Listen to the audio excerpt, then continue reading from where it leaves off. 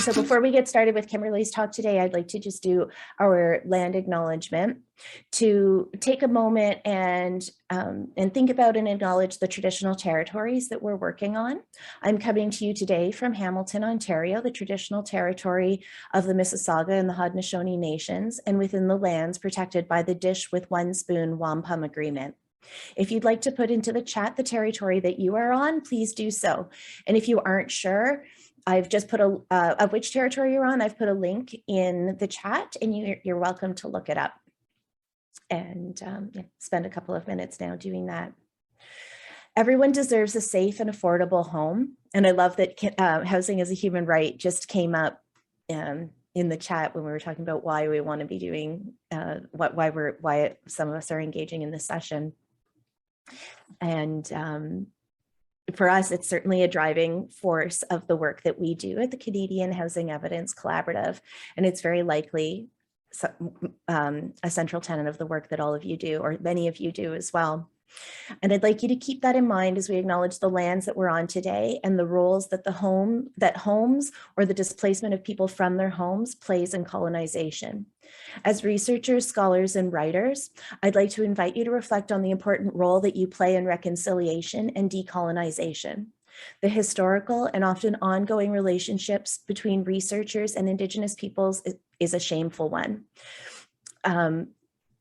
But I consider the work that we're doing here today in deepening our understanding of how to translate academic knowledge into wider audiences and to amplify research findings to inspire meaningful societal change as a small but important step towards building more trusting and mutually beneficial relationships. And I think that if anybody can help us think about new ways, certainly for this old dog, new ways of interacting with research and bringing it to different audiences, and having different audiences also teach us how to interact, what we need to do to better communicate. It certainly is going to be Kimberly. And I'd also, before I turn it completely over to you, Kimberly, I do want to welcome anybody who has any ideas for other sessions like this in communicating housing research or research in general that you would like to see happen in the future. If there's a particular gap that you feel could be filled by one of these sessions, feel free to either pop it in the chat or reach out to any of us and let us know, because we are more than happy to organize these. I find them really invigorating. And as Kimberly said earlier, it's really fun to do this kind of work, which is, I think, a way that we know you're doing the right kind of work because you're finding it enjoyable. So yes, we are open for suggestions. So thanks again, everyone, and over to you, Kimberly. Okay, yeah, thank you so much, Cynthia, just for that lovely introduction and also the land acknowledgement. And I'm really enjoying seeing everyone also just acknowledging the traditional territories that they're on. I'm on the traditional territory of the Mississaugas of the Credit First Nation. I also share Cynthia's agreement that we as researchers need to think about our role in reconciliation and always be open to learning. So thank you so much. I'm just going to go ahead and share my screen.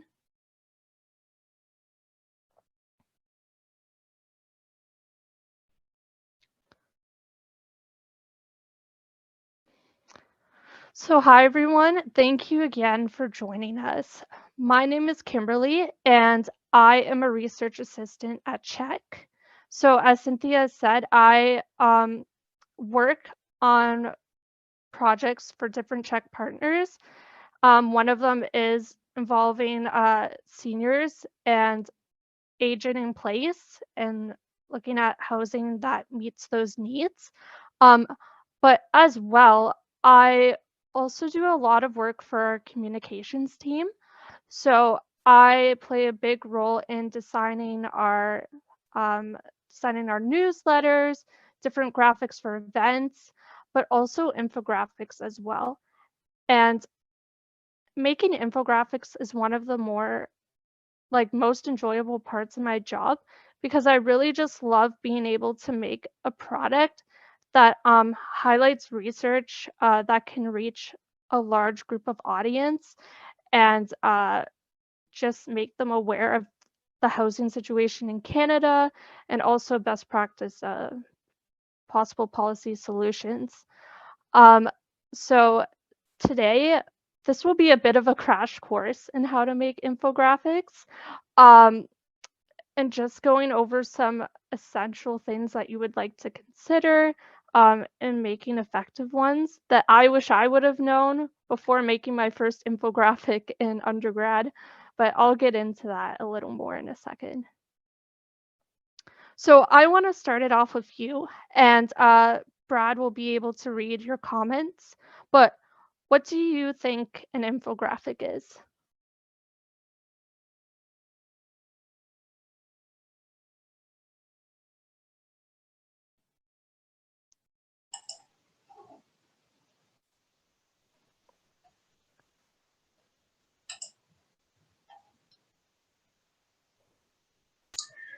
Not hearing from, seeing any chat messages yet on the question. Oh, here we go. Mhm. In its simplest form, a visual communication of data, graphic representation. Oh, now it's moving really fast. It's hard to keep up. A Yeah. visual portraying information or telling a story, helps to visualize data. A concise pictographic with data often to convey complex concepts. Those are some really great answers and definitely are on the ball. So basically how I would sum up an infographic very broadly is that it's a visual, usually about one page, that uses data to explain complex issues in a quick and effective way. And then what sort of elements would you see in an infographic? You can just also type them in the chat.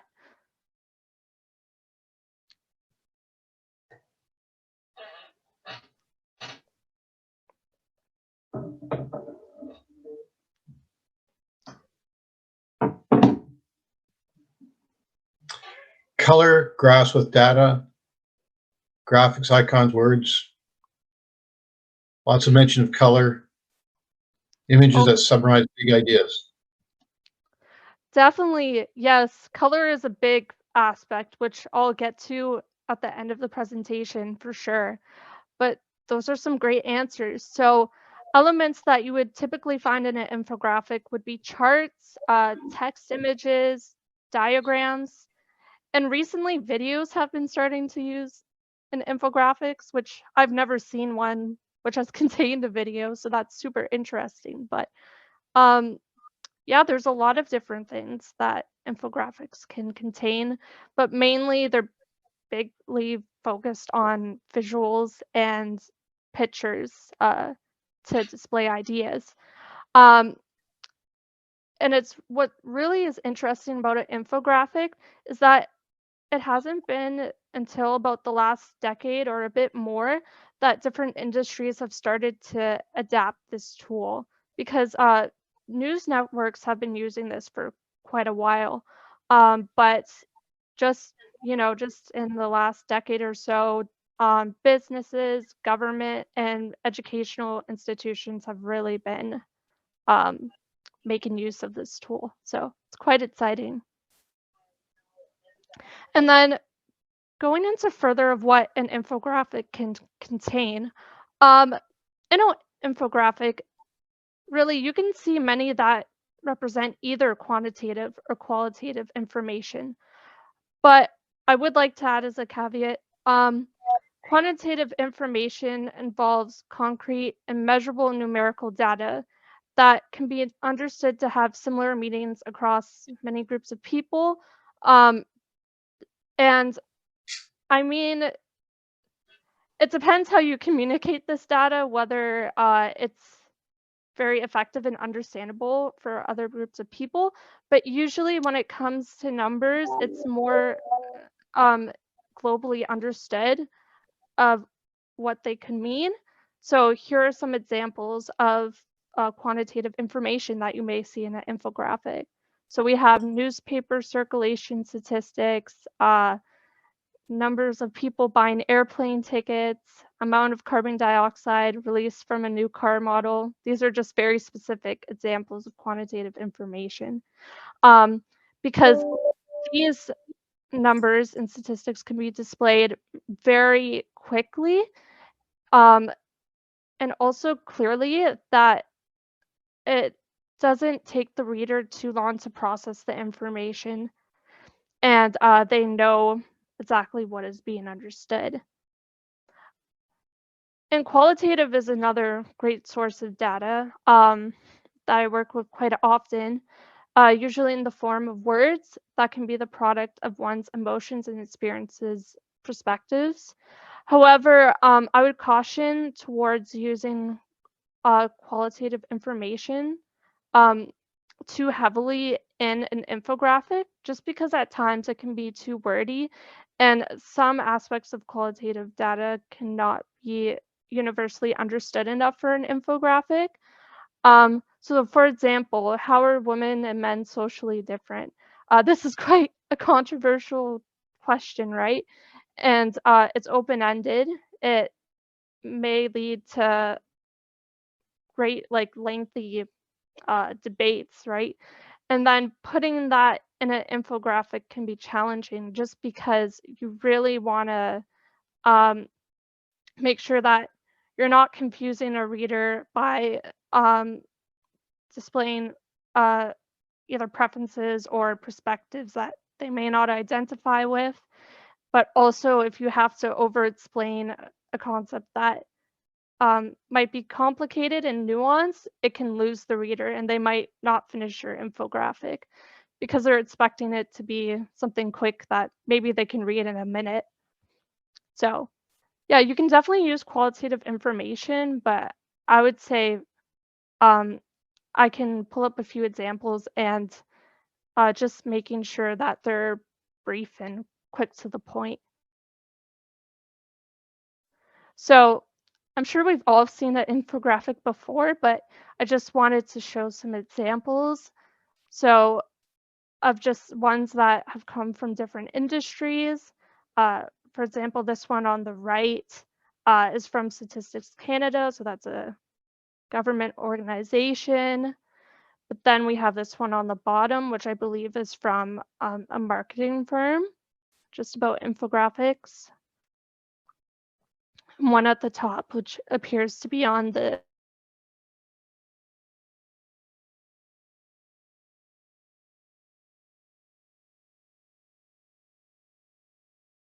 detail about why do we use infographics. There's three main overarching reasons I can think of. Is that, for one thing, it's a data-rich visualization of a story. Secondly, it's a tool to educate and inform. And then thirdly, it's also a way to build brand awareness. So an infographic can provide a quick, informative snapshot of your research, which puts the data at the forefront, and that the readers can understand your findings or other key statistics or numbers of that sort, and really understand it without having to read through pages and pages of paragraphs, such as in a report. They're just getting the data straight. And then the use of graphs, images, and colors can really appeal to different learning preferences. And the research is interesting in that it shows that people following directions with text and illustrations do 323% better than people following directions without illustrations. And all of this is really coming back to is that a lot of the sensory cortex in our brain is for vision and image processing. And that is what makes visuals very helpful for memorizing and recalling information, which can definitely be a tool that you would want to use if you want to create awareness of your brand, and just awareness of other projects that you've put out. So in terms of infographic software, there is a lot on the market nowadays. Two that I've personally used the most have been Canva and Infogram. Although I tend to use Canva the most in my work with CHEC because it's browser-based. It's a browser-based application that provides many templates for social media, presentation, and infographic design. And usually these softwares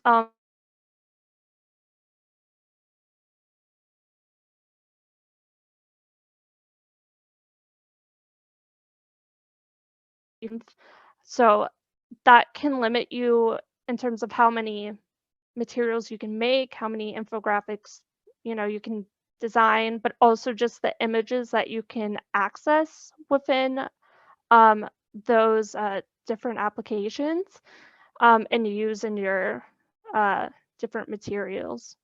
So I do just want to get out of my presentation for a moment, just to give you a quick look at Canva. So this is the front page of Canva, and I find it very accessible that you can type in into the search box of what you want to design. So say if you want to go to infographic, right? You can see that there's over 2,000 templates, and they're all just here, and it makes it very just very easy to pick a template and then not have having to worry about being a graphic designer in the sense of, oh, what colors look good together, what sort of text box should I be using, what sort of images, especially if you get a template that's related to your topic. So I had a few good examples on the home page. I really like this example of an infographic.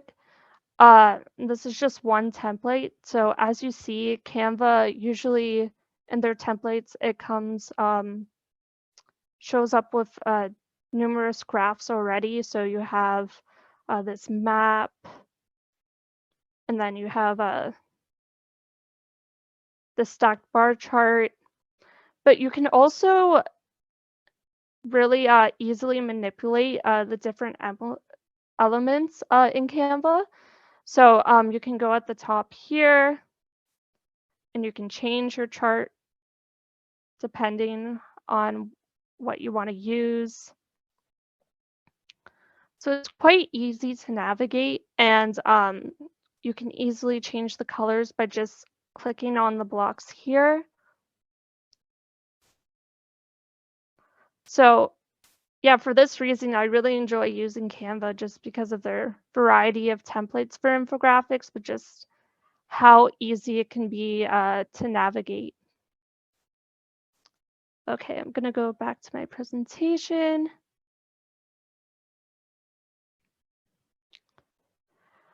And then I want to make a point why creativity is important when making infographics, but it's not everything.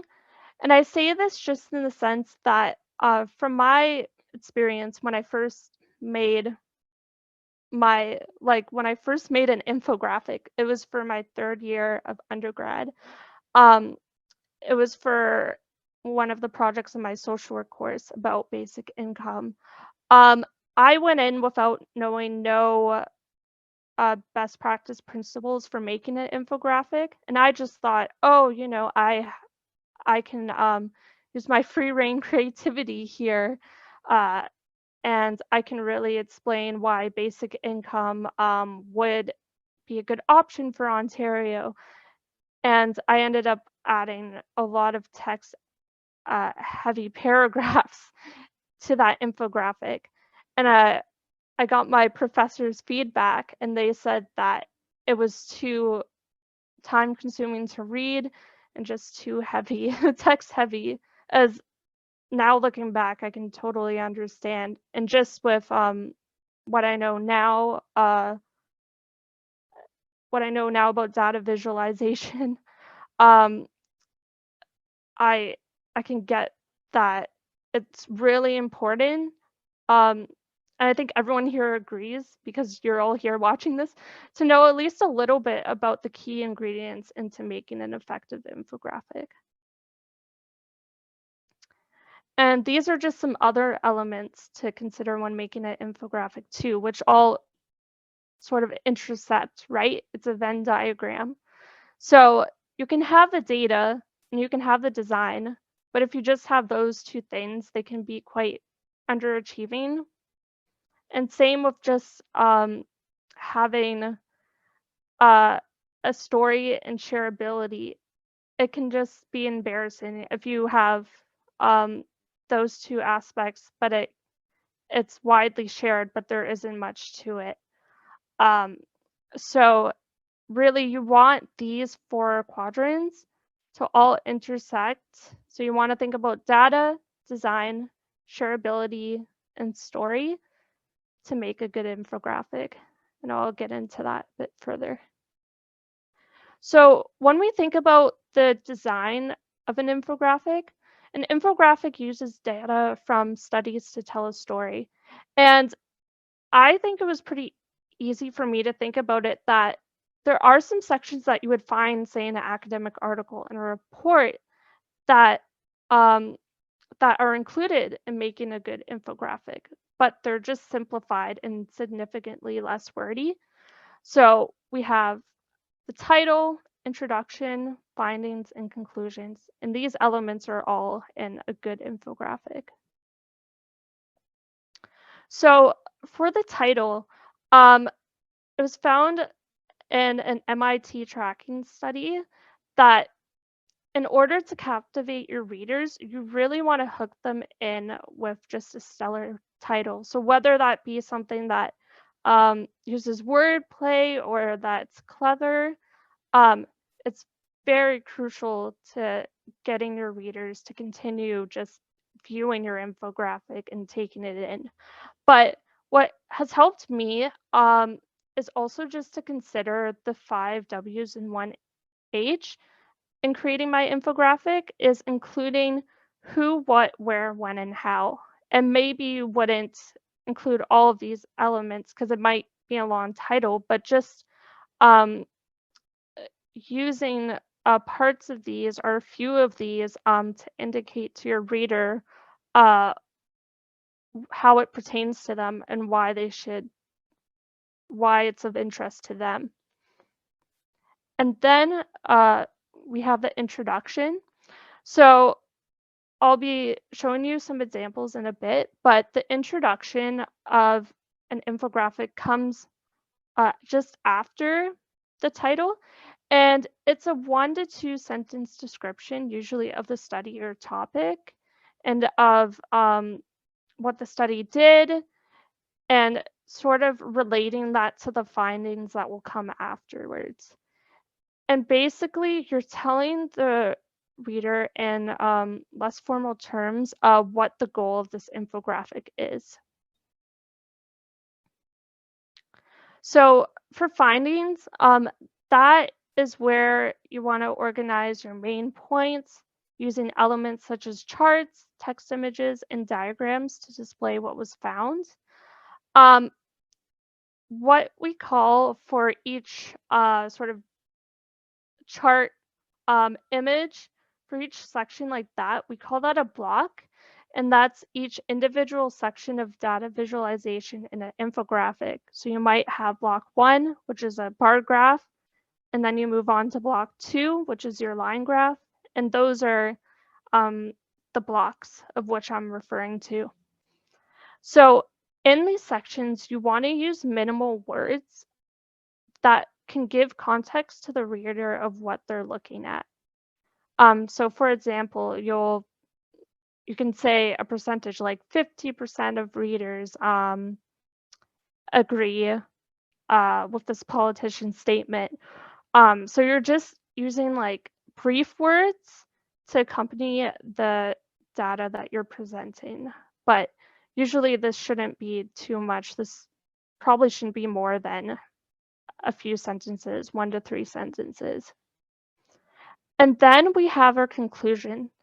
And these are statements which summarize the findings and provide a takeaway or call to action. So again, this conclusion, it really just sums up quickly what you had in your findings section. So that's like the big middle part of your infographic. But also, if you have a takeaway for your readers or maybe some recommendations, this is a great place to put it in. But yeah, also keep it brief. 1 to 3 sentences are ideal. And this is just a visual representation of what I've been saying about the format. So we have a beginning, so a brief introduction to the topic, 1 to 2 sentences, a middle, so it organizes the main points, examples, and then just the end.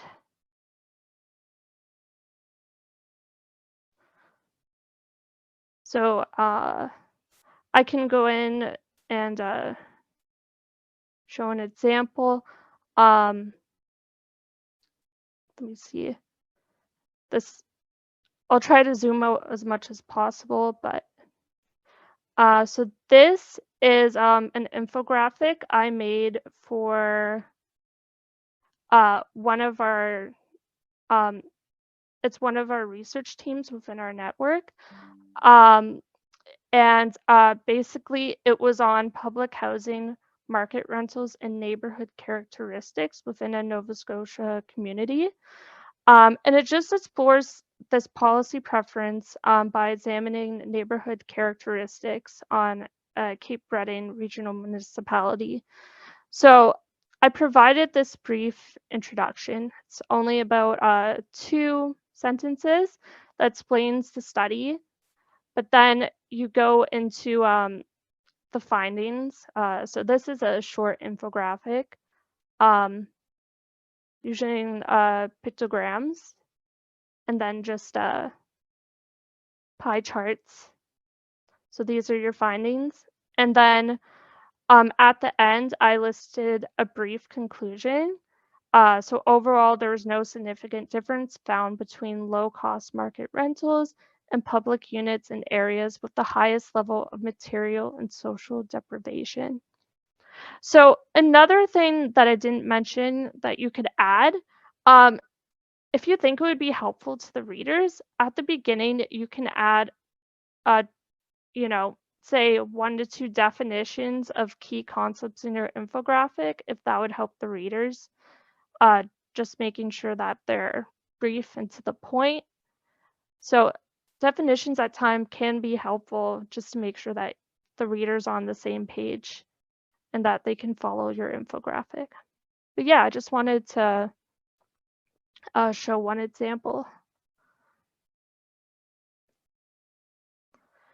And then getting into these tips. So this is like a very basic tip that I think a lot of us would catch on to. And to start off, you want to organize your infographic in a way that your readers would naturally take in the information. So say if you're making an infographic for native English readers, it's best to present the blocks of the infographic from left to right. But this depends on your audience too, because I was looking at some Arabic infographics and they were displayed right to left. So I guess it just depends on how your readers would read it. But you want to make it the flow almost intuitive to them and their reading styles. So I can go back to my file of infographics. This is just one example from LinkedIn. And I think naturally your eyes would read from left to right in English and then just reading this. So of how they formatted it, sorry, there's a little bar at the top, but how they formatted it starts from left to right, and then your eyes would naturally just go over from each text section. And they also have a bar that goes down vertically here, which can really be helpful as well. But yeah, this is a very it seems like a almost a duh sort of moment, but it's good to remember, right? So, okay, I'm just gonna go back.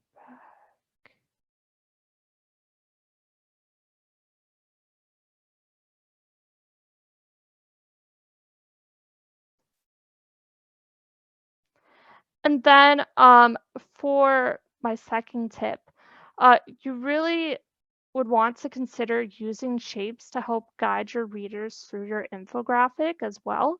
So these shapes can be arrows, lines, dividers, which I would consider boxes behind your text or your data, just to give readers some distinction between the data, and so that it's not all just crammed in there, and that they can consider the different parts of the data as well. It still relates to each other. It's almost like it's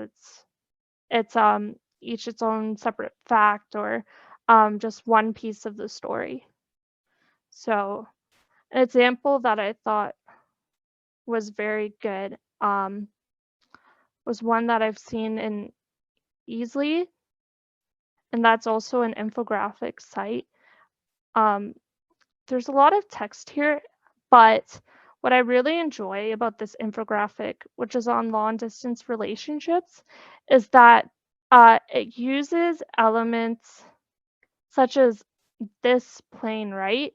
It's coming from the text right here to sort of transition into different blocks of the infographic. And I think it uses this again. But I found this to be very interesting, and just not just interesting, but useful as a reader to know where your eyes should go next.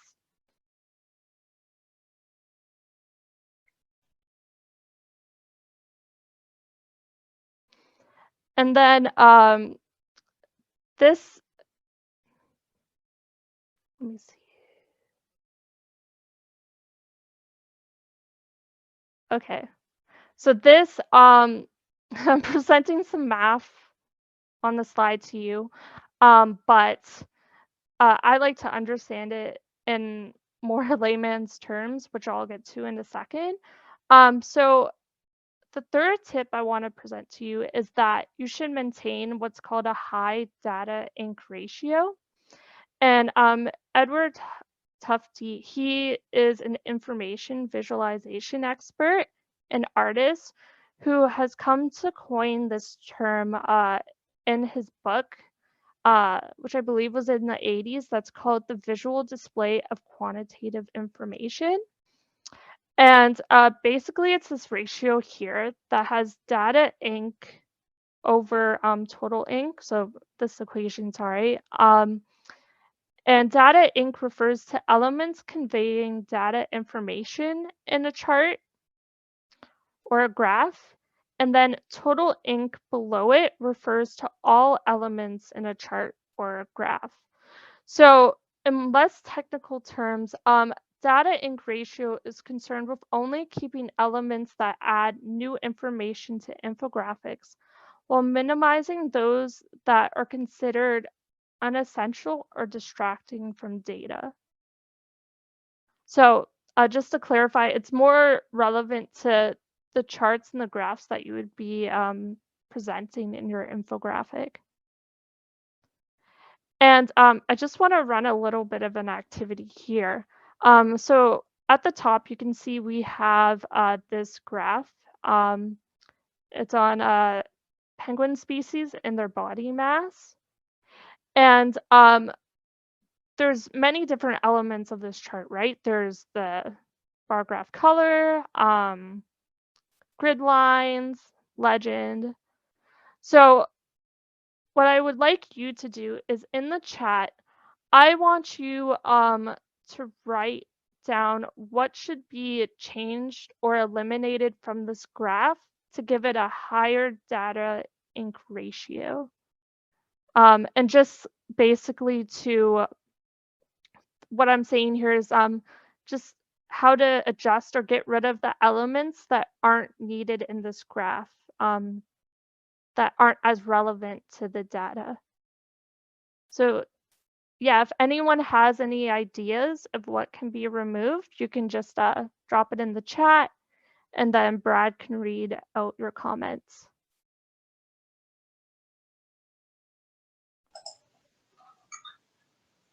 Christine suggests that change the title, tell the reader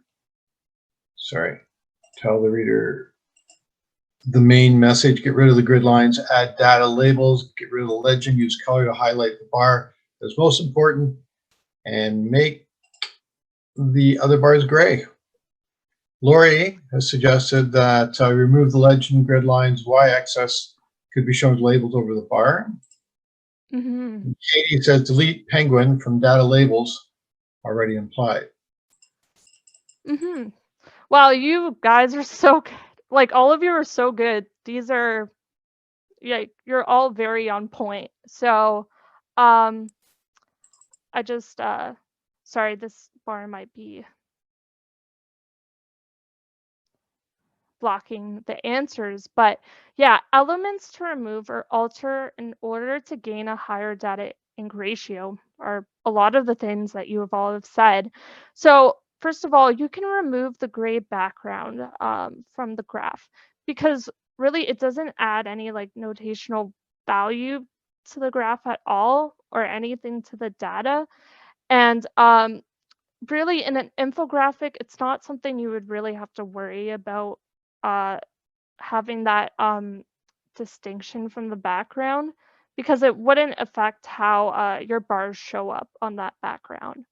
So that's great. Like many of you said, number 2, remove the legend, because as you can see, we already have the axis labels down here. So the legend is just kind of redundant and it distracts readers, their eyes from the data in the middle. And then number 3, we have the graph bars. They can all be one color because we have the x-axis, right? So we don't really need color to indicate any differences between the species. And then bolding is another thing. You know, you can just eliminate bolding. Usually that wouldn't make a difference of how the labels would show up.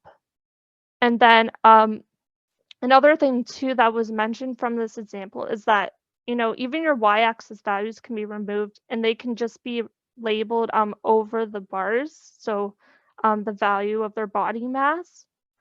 And then just some things were adjusted to this graph as well that there weren't there before.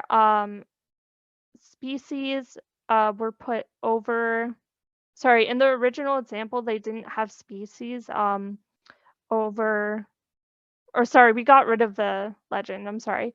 I meant we didn't have species in the title. So it's just adding some clarity to what we're looking at.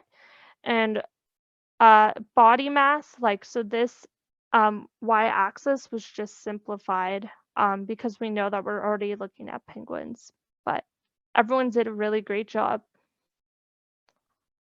So then we're looking at our 4th tip, and it's to ensure that you provide useful and clear charts.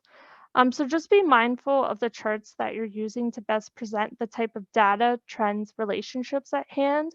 So for example, a pie chart can be great for breaking down a simple piece of data. However, it's not always useful, say like in this example, if I can scroll down, it's not always useful when your portions are around the same size to really communicate anything of interest, unless that they're, you know, are just around the same. So it's better to use charts in the way that would be of interest to your readers. And then for pie charts, just to make sure that there is some sort of difference in value. So we also have the same with a pictogram chart, which is generally used if you want to show how many people out of a group of a number of people feel this way, maybe engage in a certain activity. It's better in a pictogram to consider using simplified terms. So that means instead of using 10 out of 100 user internet habits, you would want to consider using 1 in 10 users instead, because it just eliminates the graphics that users would have to look at and sort of like wrap their heads around. So here, 1 in 10, it looks less consuming on the eyes than say doing like 10 in 100. So now we're getting to color. And if you're trying to create awareness for your project or organization, using on-brand colors can be very just helpful for recall of your readers. But you can also use colors that represent topics relating to your data, such as swimming incidents. Say if you're doing statistics on swimming accidents, maybe you'd want to put a blue background to tie in the theme. But something that I've learned in my data visualization course at Humber was really interesting. So as we've said, colors can promote your project, evoke emotion, and tie recall to relationships. But humans can also perceive colors in different ways. And this image is just showing how like these conditions of color vision deficiency, how the range of color vision can be different from what's considered normal vision. And that's something that we want to consider when we're making infographics as well. How can we make sure that we use colors that can be distinguished by all different types of readers, and that can be that can really add value to your infographic and just interest instead of maybe just colors that all kind of blend into each other, because these sort of kind of color blindness conditions on the right and left are usually surrounding difficulty distinguishing red and green, but sometimes also having problems with other colors and distinguishing that as well. So in terms of colorblind friendly pairings that you might want to use in your infographics, blue and orange is a very popular choice, an accessible one as well, if you would like to consider using blue and red and just blue and brown. And there's different generators that you can find online if you type in accessible blind friendly pairings that can help you find what are called hex codes to use in Canva or any other software that are in line with colorblind friendly pairings. And then just some additional tips. You can also use contrasting colors because people with colorblindness can notice like differences in saturations and hues. Same with a monochrome palette. So maybe just using one like foundational color, but just like different shades. But also patterns can make it easier to distinguish within graphics or text and data as well. So then, yeah, just wanting to make sure I get to this. I think this is also an obvious one, but it's good to consider is trying to keep the style of your images consistent. So you can see on the left here, we have a graphic picture of broccoli and a real life woman here. And the thing about incorporating these two sorts of images in your infographic, it can steer your readers' focus away from the data and just have their eyes on, those images don't look right for each other and look kind of out of place. And how do they sort of align with the story and flow of your infographic. But this on the right, it's the same style, but as well, I think it could play into story too. For example, maybe your infographic is how to best prepare broccoli, or the nutritional benefits of broccoli. So just having these two icons, they fit within the same style of being cartoons and broccoli, and could be very helpful for an infographic, maybe maybe on the theme of preparing broccoli. So yeah, um, that was just kind of like an overview of some tips that can be helpful and really help your readers out and continue to engage their interest throughout your infographic. So I'm really glad that you all attended. Thank you so much. And I just listed my email at the end if there is any questions, but also I would like to get to some questions now if anyone has them. So I'll just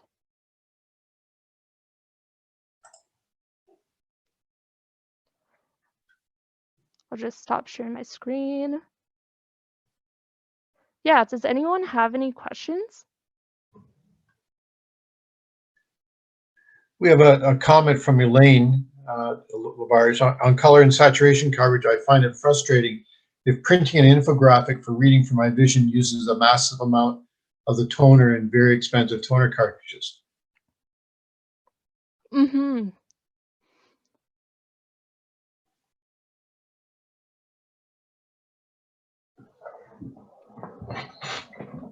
Yeah, a lot of these things I can't read on the monitor.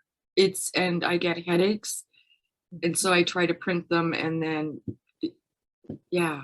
And it's something that I have to remind myself as well, because I get caught up in the grooviness of it all and then forget that it's actually, I'm creating barriers to accessibility, barriers that I'm not even aware of, even if they impact me. So there's so many barriers I'm not even considering that maybe you could address from your experience and how people engage with infographics. For sure. Yeah, that's like a great point. Well, yeah, because I think a lot of us can get very like caught up in like just trying to make our infographic cool, or how we would like it, and our own image of that. And I guess yeah, just keeping in mind what I've said in the presentation. Trying to think what else.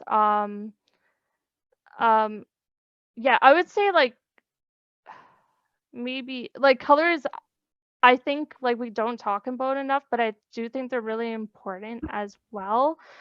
Like personally, I can find hard, like very dark colors very hard to read, and but at the same time you also don't want to use very light text if it's on like a light text box, right? Because then you can't read what's going on, even though you might like how white looks on a maybe like a peach box, like peach shade box, right?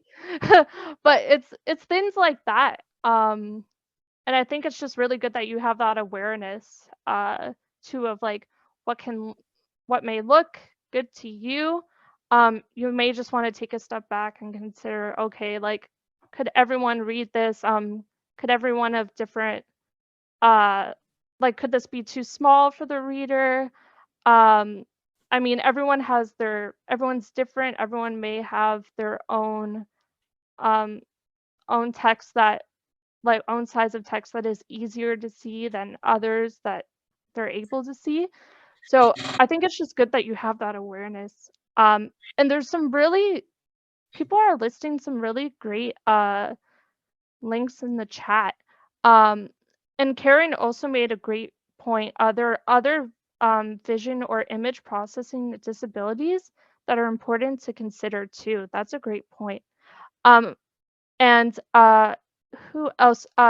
Karen, you listed a great resource. The McMaster has so much great guidance on accessible design. I'm definitely gonna have to look at this. Uh, Elizabeth said, "Is there a free version of Canva?" Um, yeah, Canva, it can be free. You can get a free plan. Um, is that right, Cynthia? I'm pretty sure Canva, there's like a free plan. I've been trying really hard not to interrupt you because I feel like I want to engage in this conversation so bad. Yeah.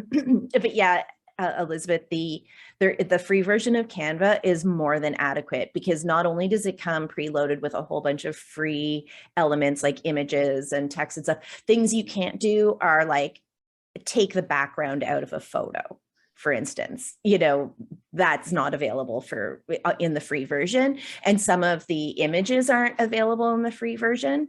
But for anything that we've done, we could have done a version of it, I think, pretty much using the free version. You can still sort of match colors. If you find like a photo that you really like and you want it to have text that sort of pulls on one of the colors from it, absolutely, you can do all of those things. And I wanted to just say one thing to Elaine. I was busy typing it, but Kimberly, I don't know if you remember this, but one of our very first newsletters, I think, that we sent out, somebody emailed us back about accessibility and how the contrast that we had with the background didn't work. And that might even be someone on this call. But I it's, you don't want people who have accessibility issues to always have to be advocating for themselves. That's not a fair burden to place on people. But the fact that they did, we work that into our workflow, and that's just a mistake. We're not like a mistake, like it's just not something we're doing anymore because our audience told us this isn't appropriate. And so I, as somebody who's creating, with Kimberly creating this stuff, really appreciate that kind of feedback. And again, with the information that Karen Balcom was putting in the chat, like just knowing that those things are even out there are just so helpful, because once they're in mind, once they become part of your templates, you can just keep using them and make sure that yours being as accessible as possible for the people who are using your work. So I would never hesitate, Elaine, to ask somebody like, I really love this, but it's going to take all my ink. Could you send it back to me in a better version or provide me with an editable version? For sure. And so I just want to follow up on this and ask, so have you created a style guide for your audience or audiences so that, for example, don't use a condensed font because it's too difficult to read, even though Elaine has a vision issue and loves groovy condensed fonts and has to unteach yourself to stop using them. So do you develop that so that you're bringing in the feedback? Not formally. It's completely in our institutional memory that Kimberly and I hold. And so that's a terrible idea, and we should be keeping track of it so that we have some longevity in case either of us ever decide to leave CHEC. But that's a really good idea. For sure. Also, I want to get to Sonia's question. She's in the research analyst course, so that's great. I was, also in that course too. And Sonia's asking if Infogram or Canva is better for creating infographics. I'm trying to think. I usually do use Canva just because it's what, like our organization as CHEC uses. But Infogram seems to be pretty on par too. I feel like they also let you change the bar graphs so that they can all be the same color. Maybe Canva also does that. I would have to check, but because I know I was having that problem. So I feel like they're all like those two are pretty on par with each other. Maybe just in differences of pricing, who knows? But yeah, I've used both and I like both, but definitely I use Canva more. Yeah. And then Karen listed, you can find all the style guideline checklists at the McMaster Accessibility Hub. I'll definitely have to look at that. Yeah, but a style guide is a great suggestion, Elaine, and probably maybe something maybe CHEC will look into for sure, I feel like. We Just to be clear, I don't have one. I've never. I have with organizations in terms of spelling, punctuation, creating style guides for my dissertation, but it just, for some reason, I was thinking, why haven't I ever done this? And we do have a branding guide that we use that tells us which font is, keeping with our brand, and the color, so that we have those hex colors at our fingertips at any, when you need, a hex code at the drop of a hat, but which shockingly happens so much when you are dealing with knowledge translation. There is only a moment left, so I want to make sure that we give everyone a chance to ask questions if they have one. And also feel free to contact Kimberly or any of us at CHEC in the communications team. We're happy to help provide a service in any way that we can. And also we're open again to your suggestions for future events. And if anyone wants to stay on for a couple of minutes, I think there's time, but I also don't want to keep anyone who has to scoot. I know it's hard on these Zoom meetings it's easy to book back to back. Yeah. I want to be mindful of everyone's time. And Kimberly sorry. But yeah, just thank you everyone for showing up and coming. And also, like, a lot of you have listed great resources. Yeah, you're welcome. Just like really great resources in the chat, which I haven't even looked at. So I should definitely consider taking a greater eye. Yeah. And the recording will be edited and up on our website. So feel free to revisit anything, and we'll assemble a tip sheet to accompany it. And we'll put some of these resources in that as well. So thanks, everyone.